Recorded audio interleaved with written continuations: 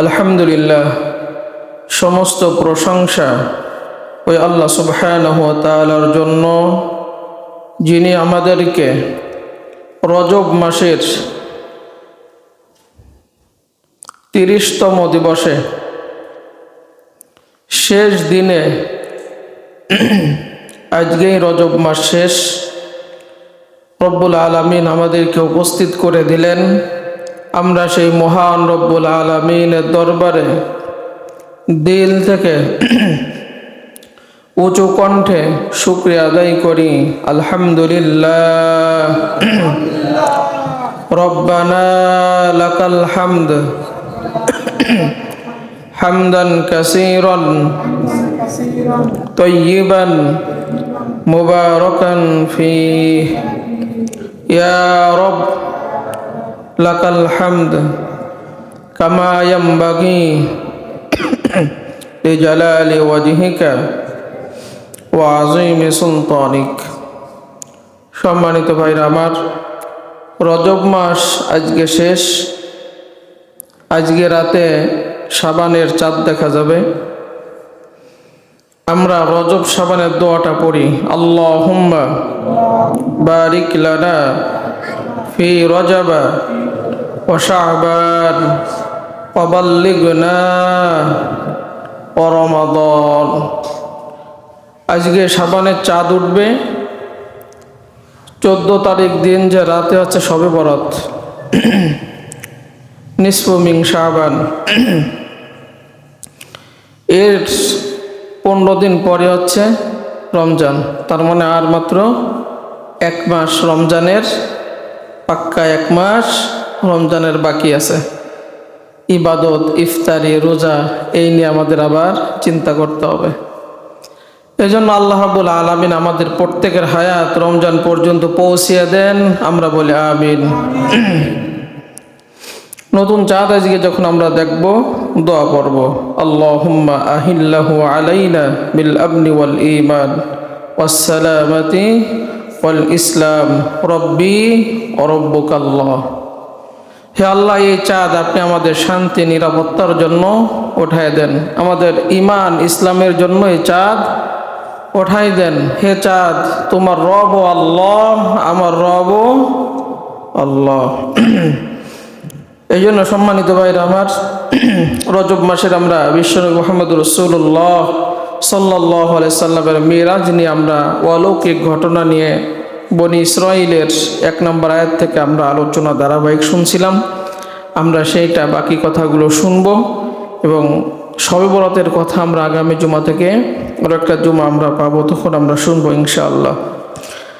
আল্লাহ রাব্বুল আলামিন যেহেতু বিশ্বনবী মুহাম্মদ রাসূলুল্লাহ সাল্লাল্লাহু আলাইহি সাল্লামকে লিনুরিয়াহু মিন আয়াতিনা, আল্লাহর নিদর্শনগুলো দেখানোর জন্য, আল্লাহর ক্ষমতা, রাজত্ব, আল্লাহ রাব্বুল আলামিন যে বিশ্ব জগতের প্রতিপালক, এটা দেখানোর জন্য মুহাম্মদ রাসূলুল্লাহ সাল্লাল্লাহু আলাইহি সাল্লামকে এই ভ্রমণ করালেন, মিরাজ, সাক্ষাৎ, দিদার এইগুলো করালেন, জান্নাত জাহান্নাম সব দেখালেন। কি কি দেখিয়েছিলেন আমরা গত জুমায় সেখান থেকে আলোচনা শুনছি। বাকি কথা আজকে আমরা শুনব। বিশ্বনবী মুহাম্মদ রাসূলুল্লাহ সাল্লাল্লাহু আলাইহি সাল্লাম বলেন, আমাকে দেখানো হলো যে আমি দেখি একদল কওমের লোক তাদের ফসলগুলো কাটতেছে। পিছন দিক ফিরে তাকিয়ে দেখে হুবহু সেরকম সেম ফসল আবার পিছনে হয়ে গেছে সাথে সাথে। আমি জিব্রাইল আলাইহিস সালামকে জিজ্ঞাসা করলাম, ভাই জিব্রাইল, এইটার হাকিকত কি? এটা তোমার বুঝে আসে না।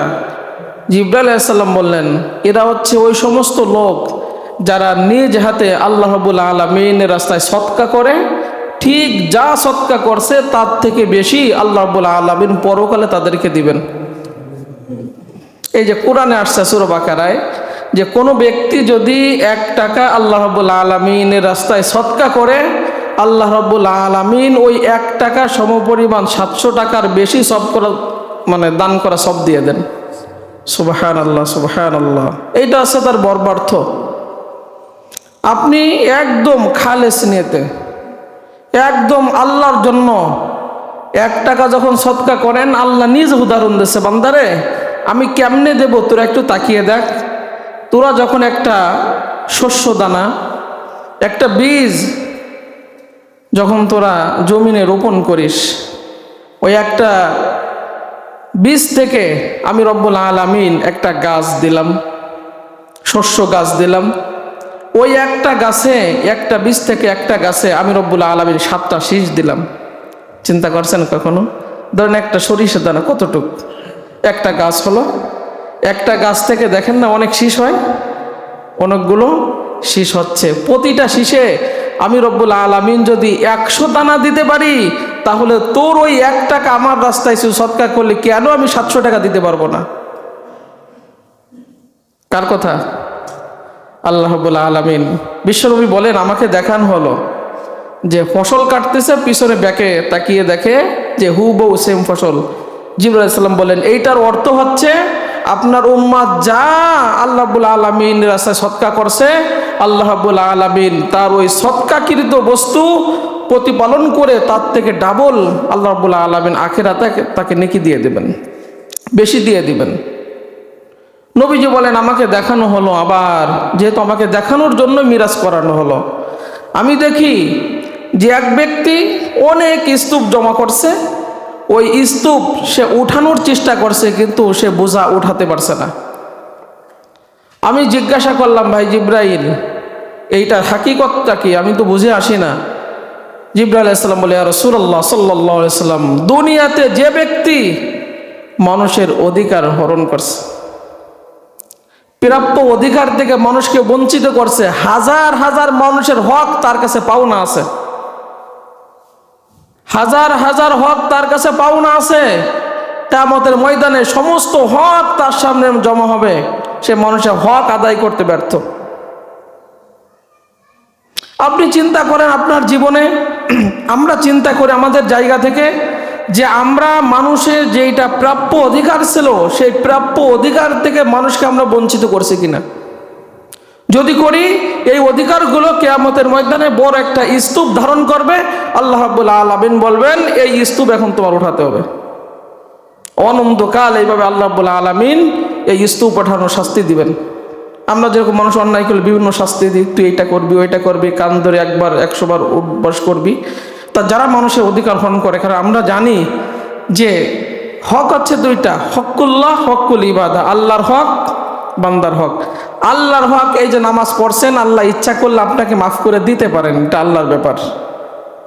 নামাজ, রোজা, হজ, যাকাত, এটা আল্লাহ রাব্বুল আলামিনের হক। আপনি আদায় করেন নাই, আল্লাহ ইচ্ছা করলে এটা আপনাকে মাফ করে দিতে পারেন। কিন্তু মানুষের হক যদি আপনি নষ্ট করে থাকেন, মানুষের প্রাপ্ত অধিকার যদি আপনি বঞ্চিত করে থাকেন, না দেন, তাহলে ওই ব্যক্তি যদি আপনাকে মাফ না করে, আল্লাহ রাব্বুল আলামিন আপনাকে ক্ষমা করবে? ক্ষমা করবে না। আল্লাহ রাব্বুল আলামিন বলবেন, বান্দারে, নামাজ পড়িস নাই, মাফ করে দিলাম। যাকাত দিস নাই, মাফ করে দিলাম। হজ ফরজ ছিল, হজ করিস নাই, মাফ করে দিলাম। রমজানে রোজা আসছে, রোজা রাখতে পারো নাই, মাফ করে দিলাম। সব মাফ করে দিলাম, আমার যত অধিকার আছে মাফ করে দিলাম। কিন্তু বান্দার যে অধিকারগুলো ছিল, তাকায়া দেখো তুমি বান্দার অধিকারের কাছে ধরা আছো কিনা। আমার ওই বান্দা যতক্ষণ তোমাকে মাফ না করবে, আমি রব্বুল আলামিন ততক্ষণ পর্যন্ত তোমাকে জান্নাত কখনো দিব না। এই জন্য মরার আগে মানুষের কাছ থেকে আমরা মাপ চেয়ে নিই না, ভাই কষ্ট দিয়ে থাকলে মাফ করে দিস। পরিবারের পক্ষ থেকে মানুষ মাপ চায়। নবীজি বলেন, ওই পরিস্থিতি আসার আগে মসজিদের সামনে কাফনের কাপড়ে প্যাকেট করে জানাজার খাটে তোমাকে শোয়ানোর আগে, যখন তুমি কথা বলতে পারবা না, তোমার পক্ষ থেকে মানুষ মাপ চাবে, ওই দৃশ্য আসার আগে তুমি মানুষের কাছ থেকে মাপ চেয়ে নাও। যদি মানুষকে ঠগাই থাকো, অধিকার বঞ্চিত করে থাকো, মানুষকে কষ্ট দিয়ে থাকো, তাহলে তুমি মানুষের কাছ থেকে মাপ চেয়ে নাও। কারণ আল্লাহ রাব্বুল আলামিন বলে, সব আমি মাফ করে দিলাম, কিন্তু দেখো আমার বান্দা তোমাকে মাফ করে কিনা। কিন্তু ওই পরিস্থিতিতে আপনারা জানেন যে মা তার ছেলেকে একটা নেকি দিতে চাবে না, তখন ওই ভাইকে আপনাকে মাফ করতে চাবে? কখনো যাবে না। এই জন্য অধিকারের ব্যাপারে আমাদের খুব সচেতন থাকতে হবে। যার প্রাপ্য যেটা, কোনো স্বার্থ না, নিঃস্বার্থে তার প্রাপ্য অধিকার তাকে বুঝে দিতে হবে। এরপরে মুহাম্মদুর রাসূলুল্লাহ সাল্লাল্লাহু আলাইহি ওয়াসাল্লাম বলেন, আমি দেখি এক শ্রেণীর মানুষকে লোহার জাহান্নামের কেচি দিয়ে তাদের জিহ্বাগুলো কাটতেছে।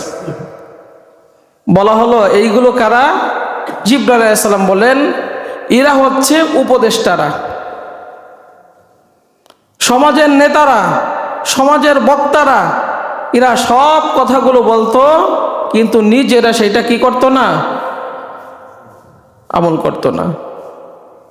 আপনি মানুষকে ভালো বুদ্ধি দেন, আমরা মানুষকে ভালো বুদ্ধি দিই, আমলের কথা বলি, কিন্তু আমরা যদি সেইটা পালনে ব্যর্থ হই, কিয়ামতের ময়দানে আল্লাহ রাব্বুল আলামিন জাহান্নামের কেচি দিয়ে জিহ্বাগুলো কেটে দিবেন।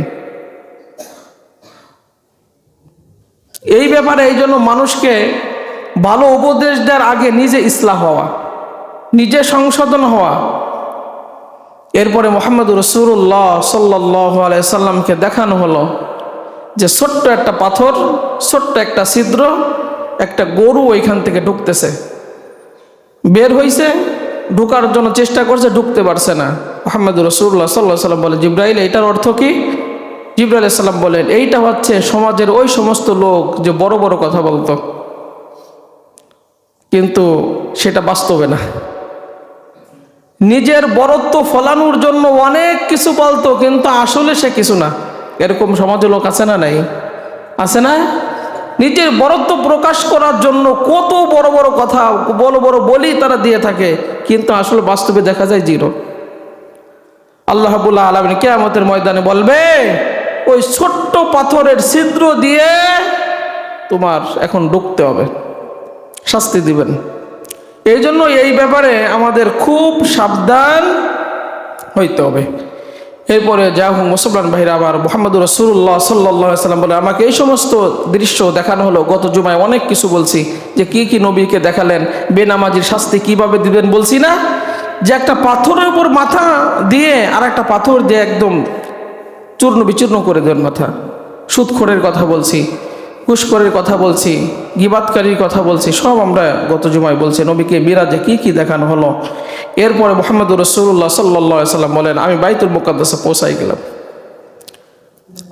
দেখলাম সমস্ত নবীরা, রূহের জগতে সমস্ত নবীরা সেখানে উপস্থিত। নবীরা তাদের বাহন যেখানে বাঁধলো, আমি সেখানে বাহন বাঁধবো, কিভাবে বাঁধবো খুঁজে পাচ্ছি না। জিবরাইল আলাইহিস সালাম একটা পাথরে হাত দিলেন, পাথর ছিদ্র হয়ে গেল, আমি আমার বাহনের রশি সেখানে বাঁধলাম। সমস্ত নবী, আদম আলাইহিস সালাম থেকে ঈসা নবী পর্যন্ত, আমাদের নবী পর্যন্ত যত নবী রাসূল আসছে সব বাইতুল মুকাদ্দাসে উপস্থিত করলেন আল্লাহ রাব্বুল আলামিন। নবীকে দিয়া ছোট্ট করে সংক্ষেপে করে বলিন, নবীকে দিয়া 2 রাকাত নামাজ পড়ালেন। সমস্ত নবীর উপস্থিতিতে, আল্লাহ রাব্বুল আলামিন ফেরেশতাদের উপস্থিতিতে মুহাম্মদুর রাসূলুল্লাহ সাল্লাল্লাহু আলাইহি সাল্লামকে ইমাম বানাই দিলেন। এই জন্য বলা হয় ইমামুল মুরসালিন, সমস্ত নবীদের ইমাম, সাইয়্যিদুল মুরসালিন, সমস্ত নবী এবং রাসূলদের ইমাম হচ্ছেন আমাদের নবী মুহাম্মদুর রাসূলুল্লাহ সাল্লাল্লাহু আলাইহি সাল্লাম। হয়তোবা সেই সময় কোনো কোনো বর্ণনায় এমনও পাওয়া যায় যে অনেক নবী আফসোস করছে, তাই রে আজকে সমস্ত নবী উপস্থিত, আমি যদি ইমাম হতে পারতাম। সবাই একে অপরের কানাঘুষা করতে লাগলো, কে আজকে আমাদের নবীদের ইমাম হবে। জিবরাইল আলাইহিস সালাম বলে, রাসূলুল্লাহ সাল্লাল্লাহু আলাইহি সাল্লাম, আজকে সমস্ত নবীদের উপস্থিতিতে আপনি মুহাম্মদুর রাসূলুল্লাহ সাল্লাল্লাহু আলাইহি সাল্লাম ছাড়া আর কারোর ইমামতি মানাবে না, আপনি ইমামতি করেন। নবীজি বলেন, আমি ইমামতি শেষ করলাম, রওনা হব। ইতিমধ্যে কয়েকজন নবীর সাথে আমার আলাপ আলোচনা হলো, কয়েকজন নবীর সাথে আমার সাক্ষাৎ হলো। আমার উম্মারা, কি কথা নবীদের সাথে হলো আজকে তোমাদেরকে শোনাবো। নবীজি বলেন, প্রথমে আমার ইব্রাহিম নবীর সাথে দেখা হলো। নামাজ শেষ করে বাইতুল মুকাদ্দাসে ইব্রাহিম আলাইহিস সালামের সাথে আমার সাক্ষাৎ হলো। ইব্রাহিম আলাইহিস সালাম আমাকে ধরলেন, দোয়া করলেন, আর বললেন সব প্রশংসা রব্বুল আলামিনের জন্য, যিনি আমাকে খলিল বানিয়েছেন। ইব্রাহিম নবী দেখেন, নবীকে পেয়ে আল্লাহর সর্বপ্রথম আল্লাহর কি করলেন? প্রশংসা করলেন। আপনি যা কিছু করেন না কেন জীবনে, সর্বপ্রথম আপনি প্রশংসা করবেন কার? কার প্রশংসা করবেন? আল্লাহর। এই যে আমরা যে সুস্থভাবে বেঁচে আছি, কথা বলতে পারছি, সব প্রশংসা কার? যে হালাতে থাকেন সর্ব হালাতে প্রশংসা করব।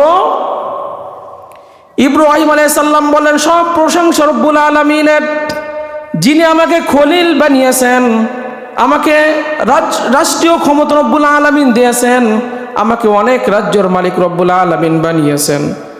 প্রশংসা ওই রব্বুল আলামিনের জন্য যিনি নমরুদের আগুন থেকে রব্বুল আলামিন আমাকে বাঁচিয়েছেন। আগুনগুলো, আগুনের কুণ্ডলীগুলো রব্বুল আলামিন জান্নাতের বাগান বানিয়ে দিয়েছেন। অতএব আমি সেই রব্বুল আলামিনের প্রশংসা করলাম। অনেক কিছু বলে ইব্রাহিম আলাইহিস সালাম নবীর সামনে আল্লাহ রব্বুল আলামিনের প্রশংসা করতেছেন। নবীজি বলেন, এরপর মূসা আলাইহিস সালামের সাথে সাক্ষাৎ হলো। মূসা আলাইহিস সালাম বললেন, সব প্রশংসা রব্বুল আলামিনের জন্য, যিনি তুর পাহাড়ে সরাসরি আমি রব্বুল আলামিনের সাথে কথা বলার সুযোগ করে দিয়েছেন। তুর পাহাড়ে বসে বসে আমি রব্বুল আলামিনের সাথে কথা বলেছি। সব প্রশংসা রব্বুল আলামিনের জন্য। আরো প্রশংসা রব্বুল আলামিনের জন্য, যিনি ফিরাউনের কবল থেকে আমাকে বাঁচিয়ে দিলেন, বনি ইসরাঈলদেরকে বাঁচিয়ে দিলেন। নীল নদের মধ্য দিয়ে রব্বুল আলামিন অলৌকিক 12টা রাস্তা বানিয়ে দিলেন। ফিরাউনকে নীল নদের মধ্যে চুবাইয়ে মারলেন। আল্লাহ রাব্বুল আলামিন ফিরাউনের কবল থেকে আমাদেরকে বাঁচিয়ে দিলেন।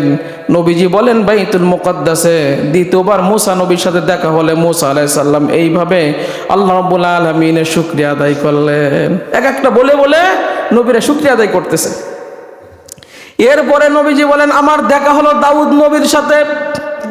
দাউদ আলাইহিস সালাম আমাকে বললেন, সব প্রশংসা রব্বুল আলামিনের জন্য, যিনি আমাকে এমন একটা নিয়ামত দিয়েছেন, এমন একটা মুআজিজা দিয়েছেন। আল্লাহ রাব্বুল আলামিন আমাকে হাতের মধ্যে এমন একটা মুআজিজা দিয়েছেন, যখন আমি লোহা ধরতাম, লোহাগুলো মোমের মতো নরম যিনি বানাতেন তিনি কে?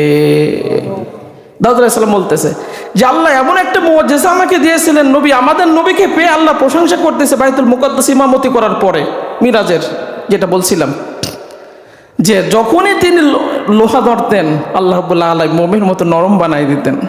সুবহানাল্লাহ, সুবহানাল্লাহ। বলতেছেন নবীজি, আরো প্রশংসা আল্লাহর, যে আল্লাহ রাব্বুল আলামিন পাহাড় পর্বতমালা আমার অনুগত করে দিয়েছেন। আমি যখন আল্লাহর তাসবিহ পড়তাম, আল্লাহর জিকির করতাম, আকাশ দিয়ে যখন পাখি উড়ে যেত, ইয়া রাসূলুল্লাহ সাল্লাল্লাহু আলাইহি সাল্লাম পাখিগুলো দাঁড়ায় আমার সাথে ওই তাসবিহগুলো পাঠ করত। আল্লাহ এত নিয়ামত আমাকে দিয়েছেন, আমি সেই আল্লাহ রাব্বুল আলামিনের প্রশংসা করছি। একথা বলতেছেন কে? দাউদ আলাইহিস সালাম আমাদের নবীকে পেয়ে আল্লাহর প্রশংসা করতেছে। শুধু তাই নয়, নবীজি, আমি যখন এই জাবুর কিতাব তিলাওয়াত করতাম, এতটা কণ্ঠ রব্বুল আলামিন আমাকে দিয়েছেন যে আমি যখন জাবুর কিতাব তিলাওয়াত করতাম, সমুদ্রের মাছগুলো, নদীর মাছগুলো আমার এই জাবুর কিতাব শোনার জন্য পারে ভিড় জমাতো। শুনছেন না আপনারা? নবীকে পেয়ে আল্লাহর প্রশংসা, কি কি নিয়ামত দিয়েছেন সব বলতেছেন দাউদ আলাইহিস সালাম। দাউদ আলাইহিস সালামের সাক্ষাৎ শেষ করে সামনে আসলেন হযরত সুলাইমান আলাইহিস সালাম। সুলাইমান আলাইহিস সালাম এসে তিনিও বলতেছেন, সব প্রশংসায় আল্লাহর, যিনি আমাকে পশু পাখির রাজা বানাইছেন। আমি সমস্ত পশু পাখির ভাষা বুঝতে পেতাম। সব প্রশংসা ওই আল্লাহ রাব্বুল আলামিনের জন্য। মানে এক একজন নবী, আমাদের নবীর সাক্ষাৎ পেয়ে বাইতুল মুকাদ্দাসে ইমামতি করার পরে এক একভাবে আল্লাহ রাব্বুল আলামিনের প্রশংসা করতেছে। সর্বশেষ দেখা হলো হযরত ঈসা আলাইহিস সালামের সাথে। ঈসা আলাইহিস সালাম কিভাবে আল্লাহ শুকরিয়া আদায় করলেন?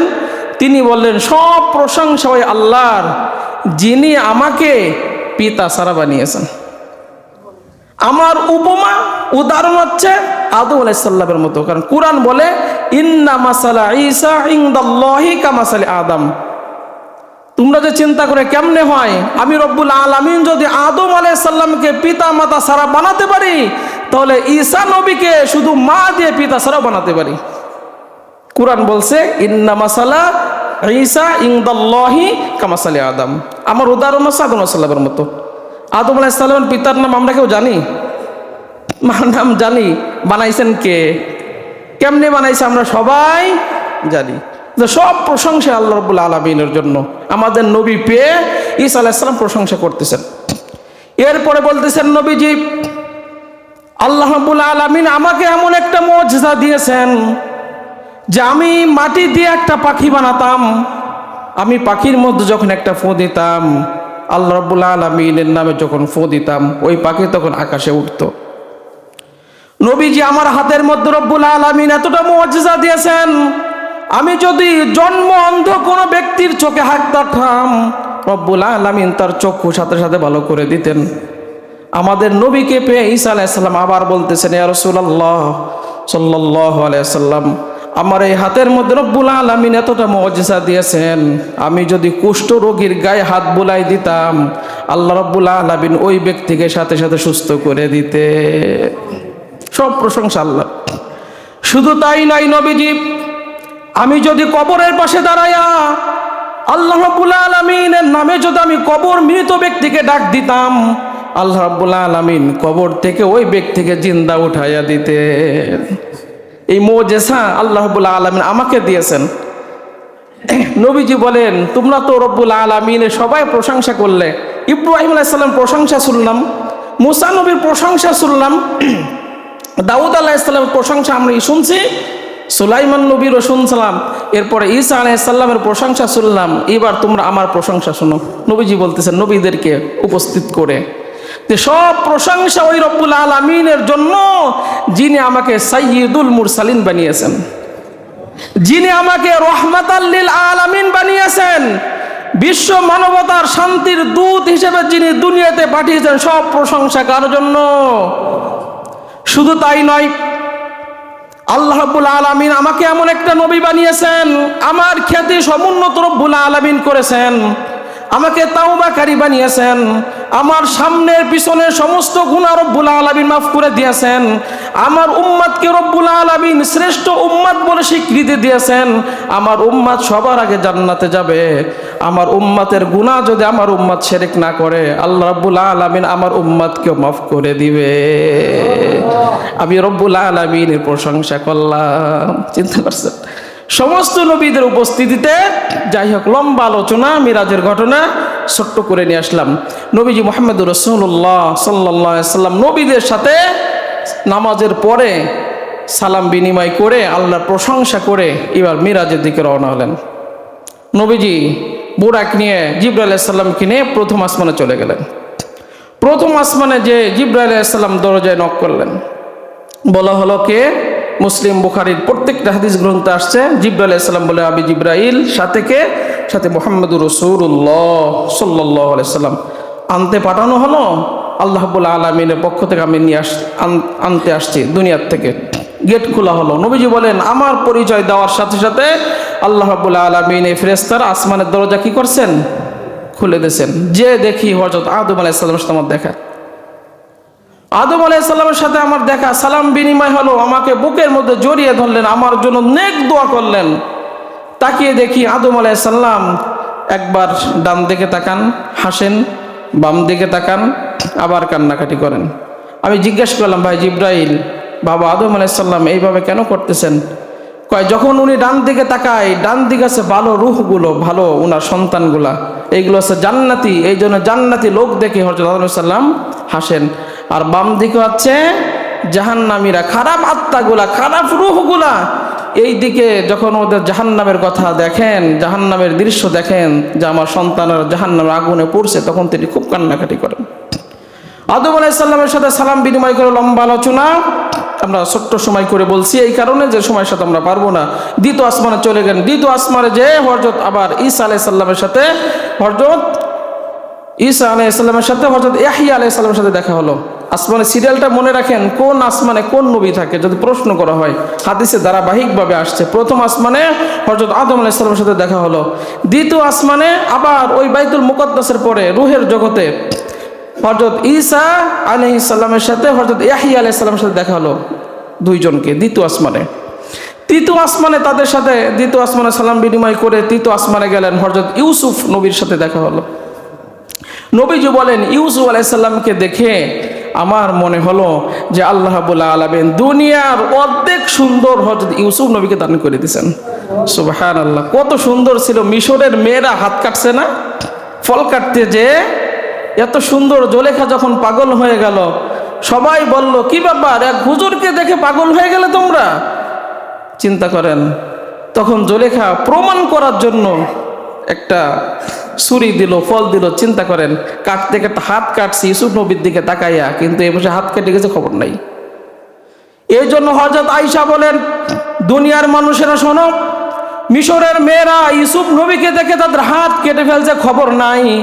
তারা যদি ইমানের চক্ষু দিয়ে মুহাম্মদুর রাসূলুল্লাহ সাল্লাল্লাহু আলাইহি সাল্লামের চেহারা সুরত দেখতেন, কলিজা কাটতো, কখনো তাদের খবর ছিল না।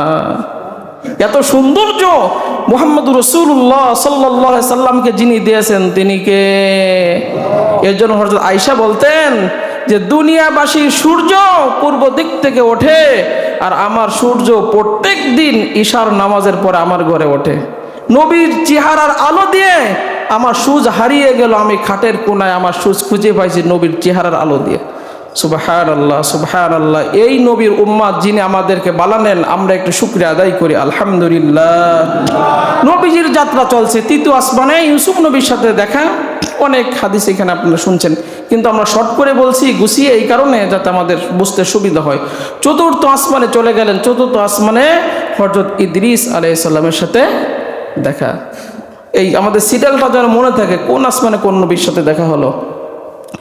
এরপরে পঞ্চম আসমানে চলে গেলেন সালাম বিনিময় করে, সেখানে যে হযরত হারুন আলাইহিস সালামের সাথে দেখা হলো।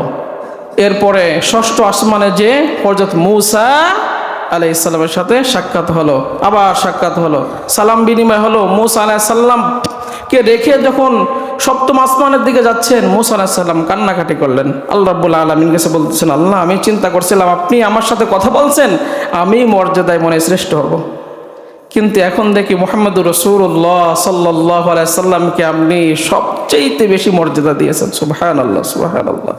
চলে গেলেন নবীজি বলে, আমি সপ্তম আসমানে গেলাম। সেখানে যে দেখি ইব্রাহিম আলাইহিস সালাম এই কাবা ঘরের মতো ওরকম একটা ঘর সপ্তম আসমানে, সেখানে ঠেক লাগাইয়া বসে আছেন। ইব্রাহিম আলাইহিস সালামের সাথে আমার সাক্ষাৎ হলো। ইব্রাহিম আলাইহিস সালামের সাথে আমার সাক্ষাৎ হলো। আর সেখানে দেখি যে কাবা ঘরের মতো এরকম একটা ঘর, কাবা ঘর যে সোজা, ঠিক ওই সোজা উপরে, সোজাসুজি সাত আসমানের উপরে ওরকম একটা ঘর। প্রত্যেক দিন ৭০,০০০ ফেরেশতা সেখানে তাওয়াফ করে। প্রতিক্ষণে যে সমস্ত ফেরেশতা একবার তাওয়াফ করে গেছে, জীবনে ওই ফেরেশতারা তাওয়াফ করার সুযোগ পাবে না। কত ফেরেশতা আল্লাহ রাব্বুল আলামিন সেখানে বানিয়ে রাখছেন।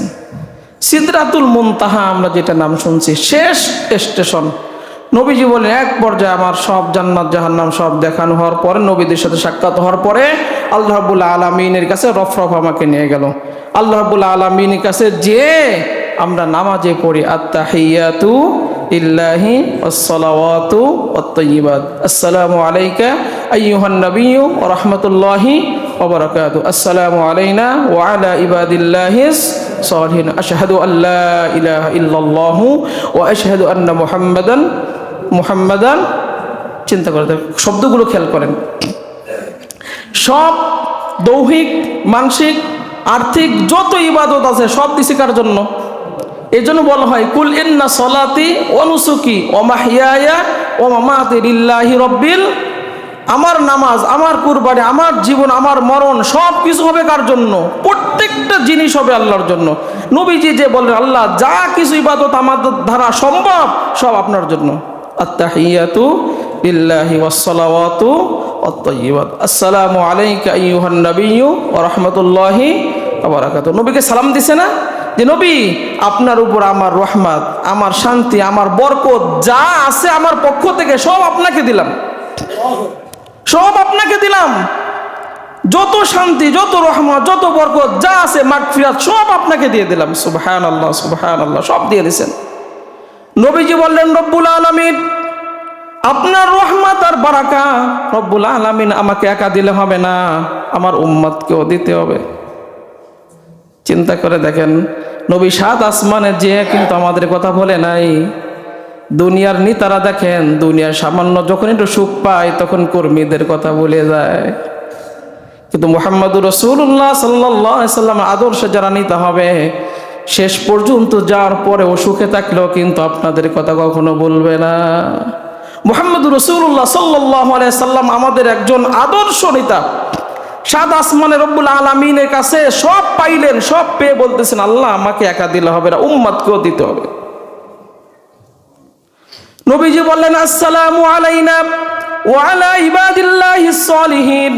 রব্বুল আলামিন রহমত শান্তি বরকত যা আপনি দেন, আমার সমস্ত ইবাদতকারী বান্দা, সমস্ত নেককার বান্দা, আপনার যত বান্দার আছে সবাইকে সমস্ত জিনিস দিতে হবে। নবীর এই কথা শুনে সবাই এক বাক্যে ওইখানে বলল, আশহাদু আল্লা ইলাহা ইল্লাল্লাহু ওয়া আশহাদু আন্না মুহাম্মাদান আবদুহু মুহাম্মাদান আবদুহু। সবাই এক বাক্যে বলে দিল যে আমরা সবাই এখানে যারা আছি সাত আসমানে ফেরেশতা সবাই সাক্ষ্য দিচ্ছি যে আল্লাহ রাব্বুল আলামিন ছাড়া কোনো মাবুদ নাই, মুহাম্মদুর রাসূলুল্লাহ সাল্লাল্লাহু আলাইহি সাল্লাম আল্লাহর প্রেরিত। সব এই সাক্ষ্যটাক্য দেওয়ার পরে আল্লাহ রাব্বুল আলামিন খুশি হয়ে 50 ওয়াক্ত নামাজ দিলেন, সূরা বাকারা শেষ 2টা আয়াত দিলেন, আর বললেন আপনার উম্মত যদি আমার সাথে অংশীদার সাব্যস্ত না করে সবাইকে মাফ করে দেব। সুবহানাল্লাহ সুবহানাল্লাহ। এই 3টা ওয়াদা নিয়ে নবীজি খুশি মনে চলে আসলেন। 6ষ্ঠ আসমানে এসে মুসা নবীর সাথে দেখা।